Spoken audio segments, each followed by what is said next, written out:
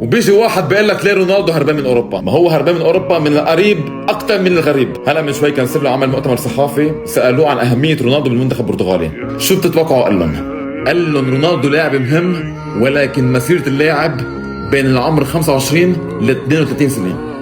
حتى نافس ميسي لمده 15 سنه، وبالاخر نحن كمنتخب ما بنعتمد كليا على رونالدو. هيدا بسموه احتكار.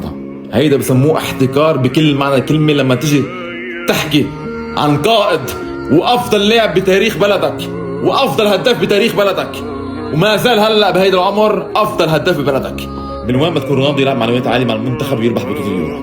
من وين؟ ولك ما طلع حكى كلمة مرتبة محترمة بحق زميله وقائده بالمنتخب الوطني قبل بداية اليورو. لك على القليل شوية معنويات. لك حتى لو كان عم بيمر بأسوأ ظروفه ما فيك تطلع هيك تحكي. حتى قبل كانسيلو كان في برونو، قبل كأس العالم طلع، وهين رونالدو ايضا غير مدرب السابق اللي حطه بالدكة. كل هيدا الشيء بأثر على اللاعب، اي لاعب ان كان رونالدو ولا غيره. انت كلاعب لازم تطلع تآمن بقدرات لاعبك زميلك، مش اي لاعب. عن تاريخ البرتغال لولا هيدا الرجل كريستيانو رونالدو ما كنا عرفنا شيء اسمه منتخب برتغالي.